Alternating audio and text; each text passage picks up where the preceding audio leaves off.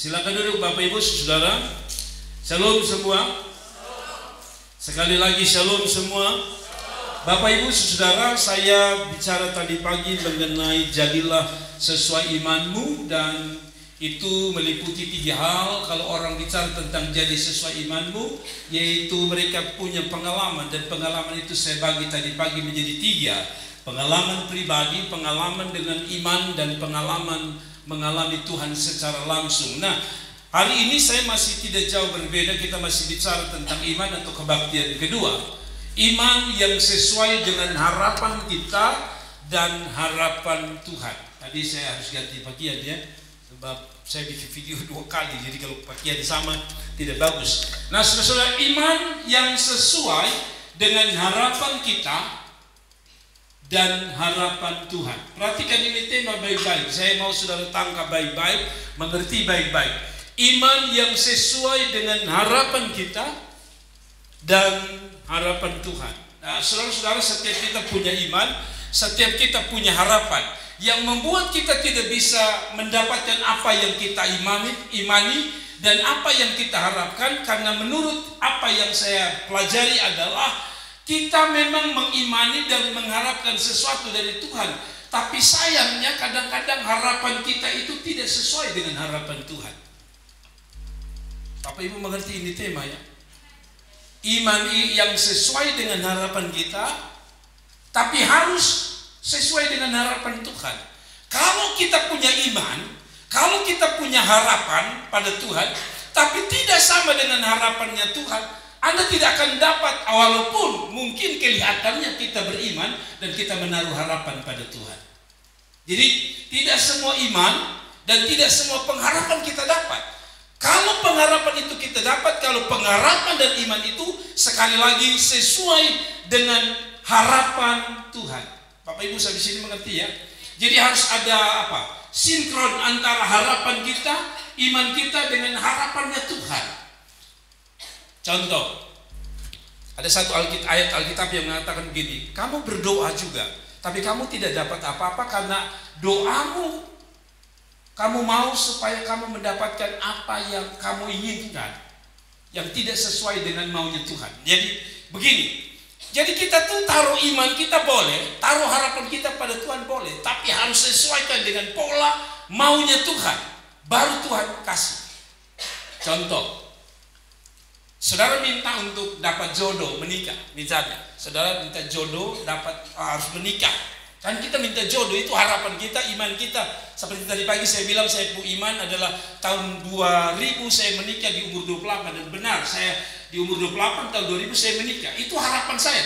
Dan mungkin Tuhan lihat harapan saya itu sama dengan harapannya Tuhan, maka Tuhan kasih saya menikah di umur. Tapi misalnya begini, saudara taruh harapan, saudara taruh iman, saya menikah. Tapi misalnya saudara menikah dengan orang yang tidak seiman, itu namanya Anda menaruh harapan, iman mau menikah, iman dapat jodoh, tapi tidak sesuai harapan Tuhan. Mengerti ya? Sekarang saudara mengerti ya? Jadi iman, pengharapan kita harus sama dengan pengharapan yang atau harapan yang Tuhan mau dalam hidup kita. Nah, apa maksud saya? Coba kita buka di dalam firman Tuhan. Matius 9 ayat 29, masih ayat yang sama tadi pagi, tapi saya bahas dari poin yang berbeda. Lalu Yesus menjamah mata mereka sambil berkata, jadilah kepadamu menurut imanmu. Ini kan iman, ini harapan. Nah, tetapi saya kutip satu ayat yang saya tidak taruh di sini. Bapak Ibu bisa buka Matius pasal 15 ayat yang ke-28.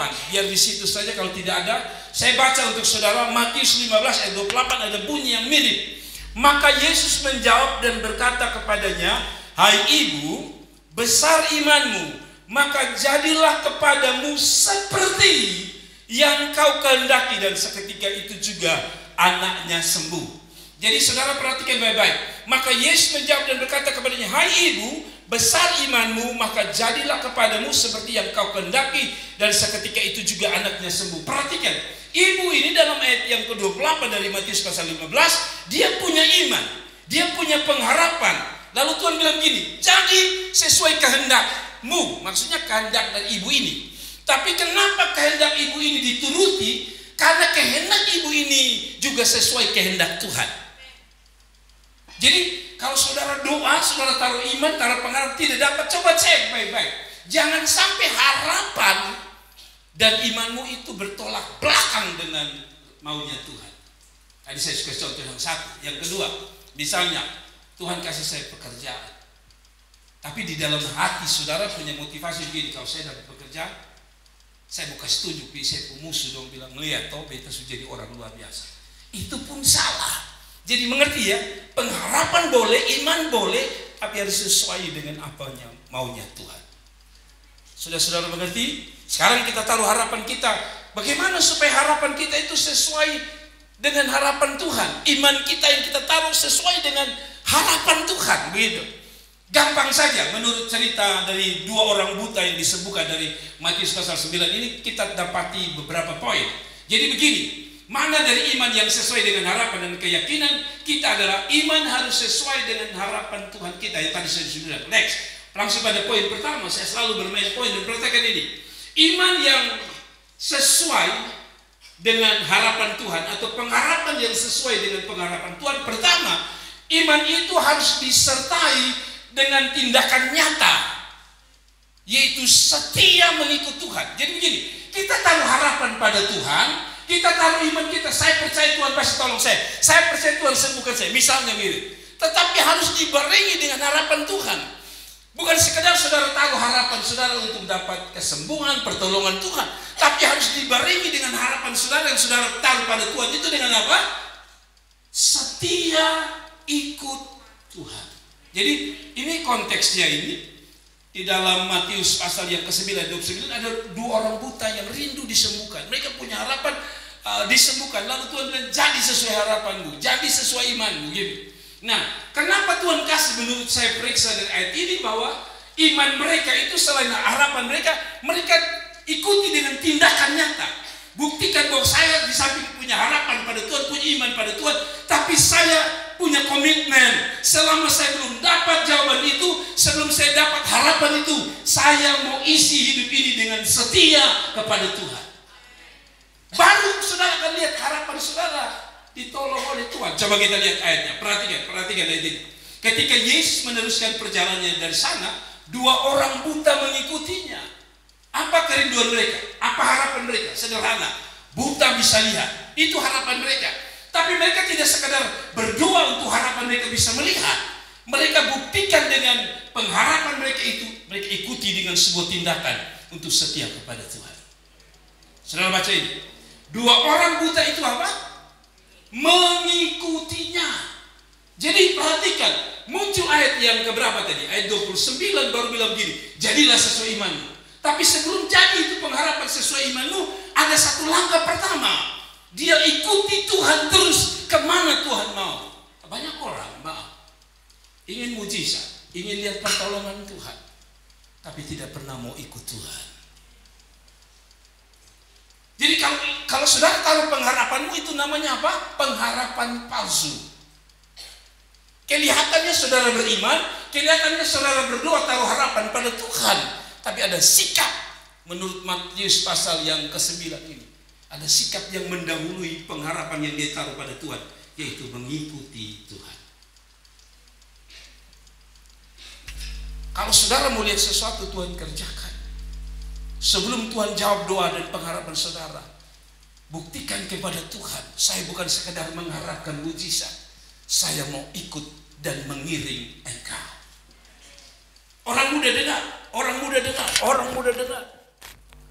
Kita harus buktikan bahwa kita bukan sekedar mengharapkan mujizat, tapi kita akan mengikuti Tuhan kemana Tuhan mau. Saudara, kata mengikuti ini punya makna gak ganda. Mengikuti, biasanya yang kita ikuti itu apa? Petunjuk, betul ya? Kalau saudara ada di jalan, ada tanda belok, ada tanda panah ke kiri, itu artinya ada belokan tajam mungkin ke kiri. Lalu ada S, berarti di situ ada tikungan-tikungan juga tajam. Kalau ada gambar segitiga, mungkin ada bukit atau gunung dan sebagainya. Biasanya kalau mengikuti itu berarti kita ikut petunjuk. Jadi ketika saudara taruh pengharapan, tapi juga harus ikut petunjuk Tuhan. Tadi saya bilang, kalau saudara butuh jodoh, tapi petunjuk Tuhan ada berkata begini, yang terang tidak bisa ketemu dengan gelap. Sedangkan saudara paksa, saya punya iman, saya dapat jodoh itu. Oh, salah. Itu salah. Itu pengharapan yang salah, karena pengharapan itu bertentangan dengan petunjuk Tuhan. Yang kedua, mengikuti Tuhan itu apa? Punya makna ganda. Yang kedua adalah mengikuti kemana Tuhan pergi, atau apa yang Tuhan lakukan. Apa yang Tuhan lakukan selama ada di dunia ini 3,5 tahun. Coba Bapak Ibu perhatikan. Yang dia kerjakan adalah selain buat mujizat, adalah dia melayani Bapa. Ada amin. Saya kasih tahu saudara, ikut Tuhan bukan sekedar untuk kita dapat sesuatu. Ikut Tuhan bukan hanya supaya pengharapan kita dijawab Tuhan. Pengharapan itu bagian Tuhan. Saya ulangi, dengar baik-baik. Pengharapan yang saudara tahu, itu bagian Tuhan kerjakan untuk saudara. Bagian saudara, ikut Tuhan. Maka pengharapan yang sesuai dengan rencana Tuhan pasti terjadi dalam hidup kita. Kasih tepuk tangan untuk Tuhan. Saudara, menarik nih kalau baca Alkitab ini, menarik. Yang kedua yang saya mau bahas untuk saudara, pengharapan iman itu jadi ketika tadi saya bilang pengharapan dan iman kita harus sesuai dengan kehendak maunya Tuhan, dengan harapannya Tuhan. Harapan Tuhan yang kedua untuk kita yang sedang menaruh pengharapan ini apa? Saya ulangi, harapan Tuhan untuk kita yang sedang menaruh pengharapan kepada Dia ini apa? Harapan Tuhan kedua adalah imanmu, pengharapanmu harus disertai dengan apa? Harus disertai dengan terus setia dan rajin berdoa. Banyak kali pengharapan kita itu Tuhan tidak kasih karena begini, kita 1-2 kali berdoa kita selesai, kita berhenti. Saya selalu bilang, kenapa Tuhan harus minta? Kadang-kadang kita berulang-ulang kali minta. Karena kalau kita pakai bahasa Kupang, kalau saya minta saudara sesuatu, Ibu Ellen, kasih beta tar susu dulu misalnya, tar susu. Lalu tiba-tiba Ma Ellen bikin, pasti beta bilang, main gila saja, padahal ada mau. Ngerti ya? Tapi kalau Ma Ellen itu, oh iya nanti Bapak ya, saya kepingin kan, saya ketemu lagi, Ma Ellen, kepingin sekali makan tar susu misalnya, terus. Maka itu akan berbeda pada waktu Ma Ellen buat. Karena pasti Ma Ellen ini waktu kayaknya serius ini. Kalau ini tidak serius, Ma Ellen hanya contoh ilustrasi. Tapi maksud saya begini, kalau kita ulang-ulang, itu tandanya orang ini serius. Dan orang yang mengerjakannya juga serius mengerjakannya. Bayangkan, bikin mahal-mahal kan biaya tar susu mahal. Pas bawa bilang, mama nih kau main gila saja kok. Kalau saya jadi Ma Ellen, bawa pulang kembali. Mengerti ya? Tuhan kadang-kadang lihat saudara kayaknya tidak serius. Kalau Tuhan langsung jawab, pertama, saudara akan anggap remeh dan doa. Pokoknya be mau doa kapan, be mau doa, be doa. Satu. Kedua, Tuhan akan bilang begini, saudara akan bilang begini, kok beta justru minta, kok Tuhan kasih. Nah, akibatnya rasa syukur kita kurang kepada Tuhan. Nah, karena itu iman, pengharapan itu harus dibarengi dengan tindakan kedua, yaitu setia, rajin berdoa. Perhatikan ini ayat bilang begini, ketika Yesus meneruskan perjalanannya, bayangkan tadi kan saya bilang kan, dan dari sana dan 2 orang buta itu mengikutinya sambil apa? Sambil apa? Kenapa tidak bilang sambil berseru? Saya selalu baca Alkitab tuh, saya suka baca. Saya selalu perhatikan titik komanya. Kenapa ini ditulis? Kenapa ini ditulis? Kenapa tidak bilang gini? Harusnya kan dibilang gini, 2 orang buta itu mengikutinya sambil berseru. Cukup, orang sudah mengerti kok. Tapi kenapa dikatakan begini, berseru-seru? Anda tahu berseru dan berseru-seru bedanya di mana? Berseru itu 1 kali. Kalau berseru-seru itu ulang-ulang kali. Jadi saudara lihat bahwa sebelum Tuhan bilang gini, jadilah sesuai imanmu, ada 1 tindakan dalam ayat 27. Berseru-seru, bukan hanya sekedar berseru. Kalau berseru itu tadi saya bilang, ini hari berseru, besok stop. Tapi kalau berseru itu begini, ini hari berseru belum dikasih, besok berseru belum dikasih, bulan depan berseru belum dikasih, tahun depan belum dikasih, terus berseru sampai pengharapan itu sesuai rencana Tuhan pasti terjadi. Ketika saudara baca Alkitab dan menerun baik-baik, setiap kalimat itu punya makna yang luar biasa menolong kita. Ada amin? Saya suka sekali. Saudara kalau baca Alkitab, perhatikan setiap kalimat. Itu menarik untuk kita bertanya pada Tuhan. Kenapa ini? Kenapa ini? Kenapa bukan berseru? Kenapa berseru-seru? Tadi jawabannya betul, Apolonia. Ini sesuatu yang dilakukan berulang-ulang. Dan sesuatu yang berulang-ulang, biasa dilakukan oleh orang pertama, orang yang tahan banting, tidak mudah menyerah. Ya toh? Kita ini kan lamar satu pekerjaan, ditolak. Lamar satu pekerjaan, tolak. Akibatnya apa? Trauma. Percuma. Tulis tangan capek saja, tidak jawab. Nah, orang model begini tidak akan bisa lihat Tuhan bekerja.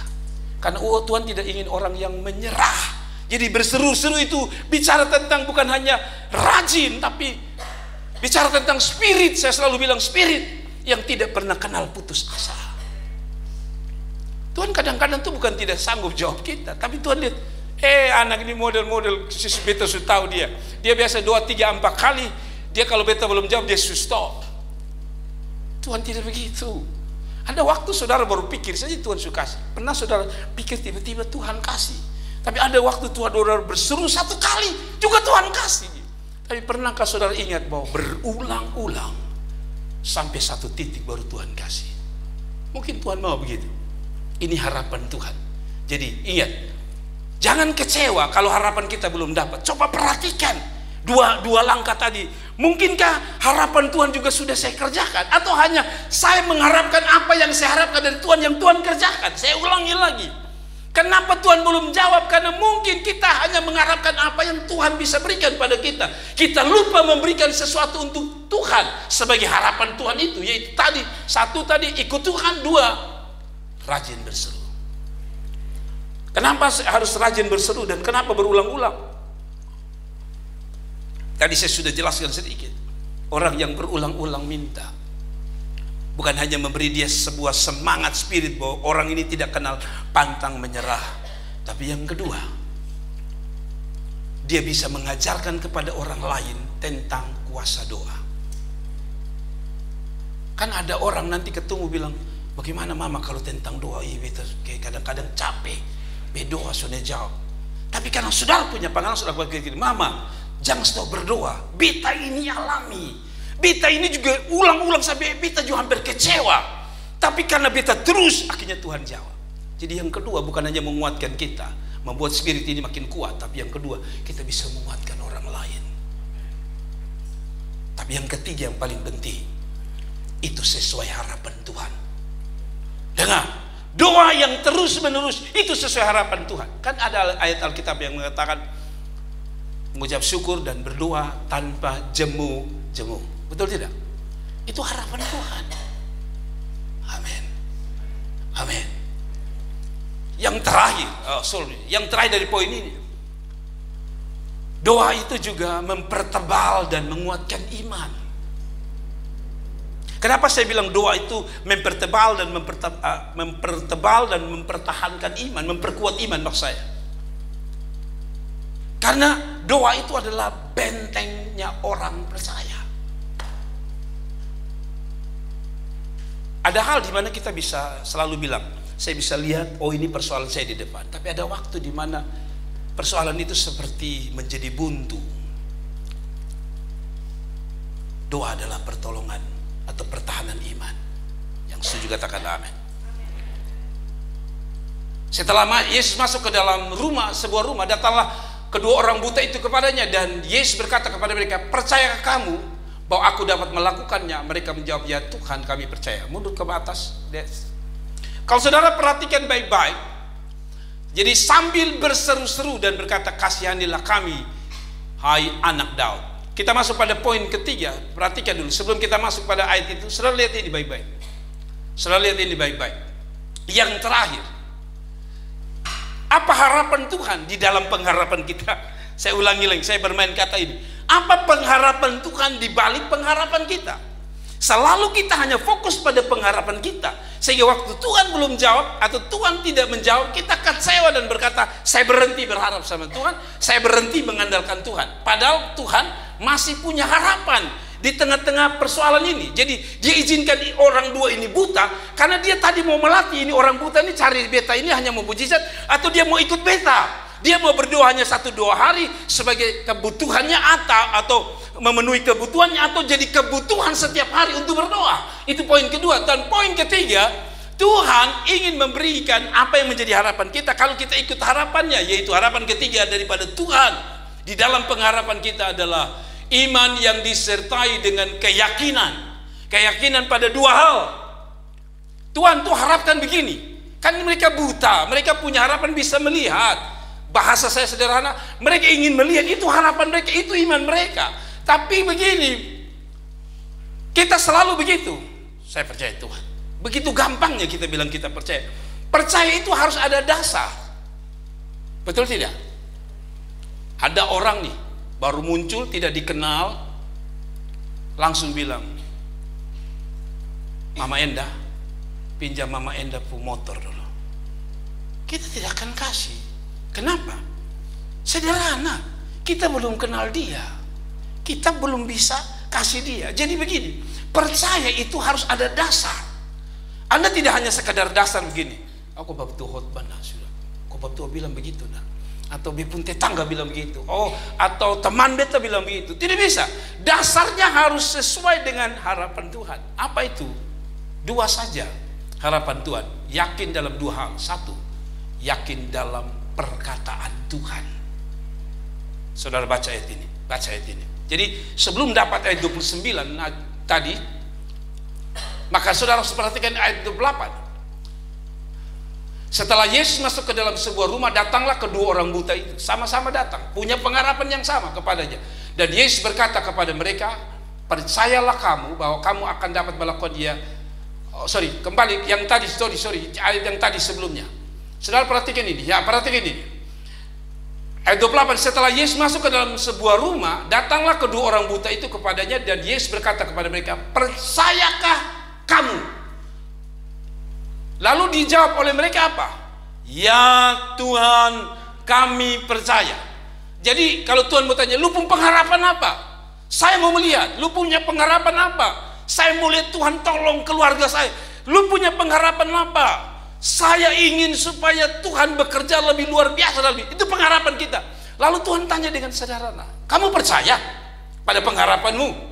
Kita jawab, ya saya percaya karena Engkau Tuhan Allahku. Betul. Tetapi dengar, ini menarik sekali. Waktu Tuhan bilang tanya, apakah kamu percaya? Mereka jawab apa? Ya Tuhan, kami percaya. Pertanyaannya, yang mana yang mereka percayai? Kita mundur pada ayat yang tadi 28, dia bilang begini.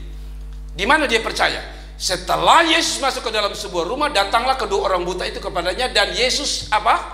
Berkata. Perhatikan ini. Yesus berkata. Jadi perhatikan baik-baik. Kata percaya ini tidak sekadar dia percaya saja, dua orang ini percaya. Itu dimulai dengan kata Yesus berkata.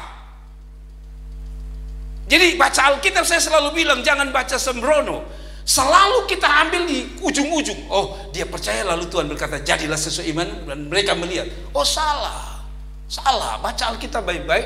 Percaya ini dia hubungkan dengan Yesus berkata. Berarti pertama, pengharapan kita harus dibarengi dengan iman yang penuh pada perkataan Tuhan. Apa itu perkataan Tuhan? Firman-Nya. Selalu saya harus ulang ini. Di gereja ini saya selalu bilang, kenapa Anda harus ulang-ulang? Saya harus bilang, sungguh-sungguh dengar firman Tuhan. Karena dengan kesungguhan dengan firman Tuhan, Anda memahami firman. Waktu Anda memahami firman, Anda mengimani firman. Kan Alkitab bilang apa? Iman timbul dari pendengaran akan firman Tuhan. Jadi timbul dulu, lalu pengharapan itu kita taruh pada Tuhan. Lalu Tuhan bilang, yes, ini pengharapan yang saya mau. Jadi iman atau pengharapan itu harus didasari pada keyakinan. Keyakinan pertama pada firman Tuhan. Kalau kita taruh pada keyakinan orang lain punya keyakinan juga bisa terombang-ambing. Kalau keyakinan itu ditaruh pada manusia yang tidak bisa dipegang ucapannya, akan menjadi sia-sia. Ini banyak toh. Tidak semua perkataan itu kan bisa dipercayai. Tapi perkataan Tuhan yakinlah harus dipercayai. Saya ulangi lagi, tidak semua perkataan manusia dapat dipercayai. Kan sudah contoh sebanyak toh. Mau jadi wali kota bilang nanti biaya kesehatan murah, bukan tambah murah tambah naik. Ya, ini contoh. Katanya makan gratis, maka makan gratis 1-2 kali sudah hilang. Ya, kita bicara apa adanya. Setiap perkataan keluar, tapi tidak semua perkataan kita bisa mempercayainya. Tapi perkataan Tuhan harus Anda percayai, karena itu yang akan membuat Tuhan mengerjakan apa yang kita harapkan dari tangan Tuhan. Kasih tepuk tangan itu Tuhan. Yang kedua, waktu dia tanya, kamu percaya? Yes, kami percaya. Memang kalau dia hubungkan, percaya apa? Ya percaya kami bisa melihat. Tapi sebenarnya bukan itu.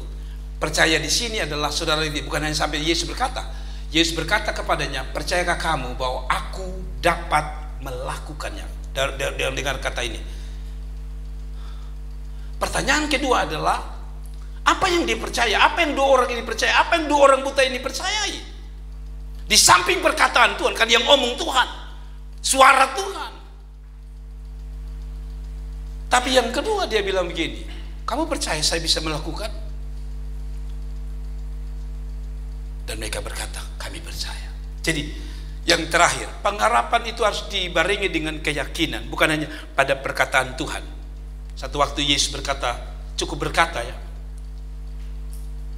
atau Ibu Yesus pernah berkata begini, pada para hamba-hamba Allah di dalam, atau para budak atau para hamba-hamba di dalam Yohanes pasal 2 ayat 1-11 mengenai perkawinan di Kana. Waktu air anggur itu habis, Ibu Yesus bilang sama Yesus, sama para hamba itu bilang apa? Ingat ya, apa saja yang disuruh perbuat itu. Dan Alkitab mengatakan Tuhan suruh isi seluruh buyung itu dengan air. Mereka isi penuh karena mereka percaya. Ibu Maria sebagai ibu Yesus juga percaya. Itu sebenarnya dia bilang, apa saja yang disuruh lakukan, percaya lakukan. Lalu mujizat terjadi. Yang kedua tadi saya bilang, percaya pada apa? Percaya pada kemampuan Tuhan. Dia bilang begini, apakah engkau percaya aku bisa melakukannya? Bisa saja orang buta bilang begini, nih kita percaya kayaknya setengah, saya nanti waktu kasih sembuh ini setengah, mata satu saja, satu tidak. Nah kadang-kadang kita kan begitu.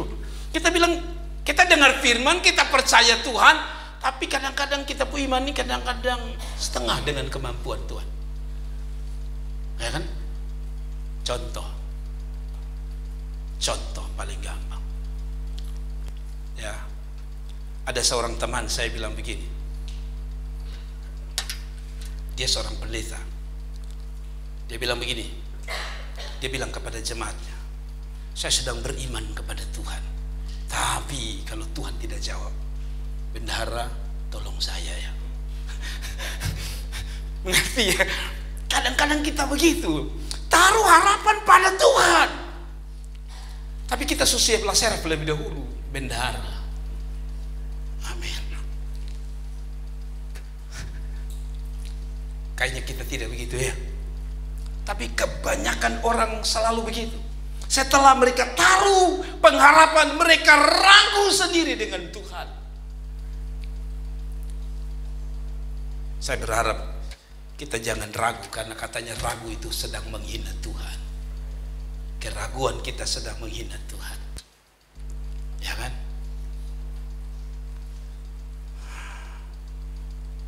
Seorang ibu yang pandai memasak, waktu anaknya lihat di YouTube, mama ini di YouTube kelihatan enak. Apa itu? Masakan Korea.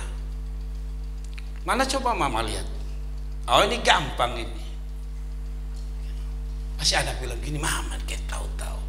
Dalam hati mama ini anak kalau ditemukan injak, kasih lepas di telinga sedikit. Ini saya bisa, ini kok dia ragu sekali. Itu baru mama. Apalagi Tuhan.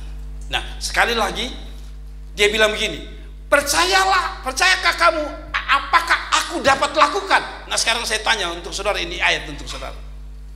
Percayakah Tuhan bisa melakukan?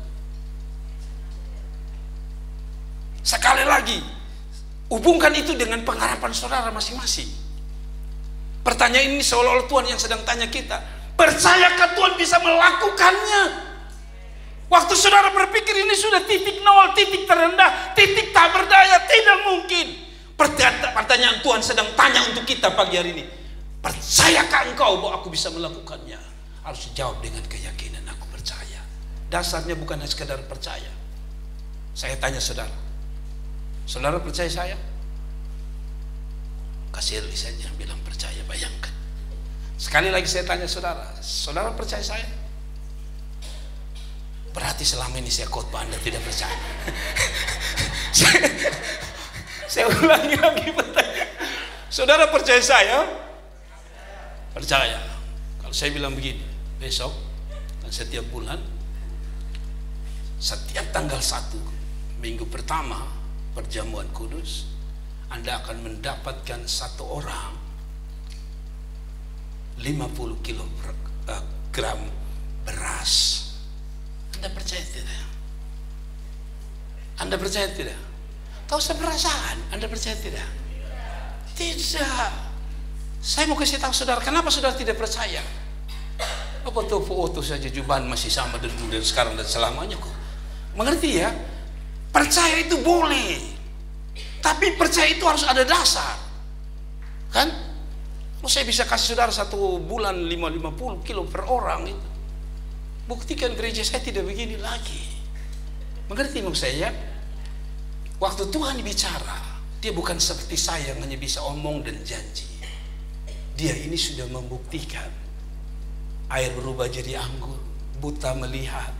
Bumi yang besar ini dia cipta dengan cukup bersuara. Kenapa Anda dan saya tidak mempercayainya? Manusia bisa kita ragu, tapi kita tidak boleh ragu dengan Tuhan yang kita sembah.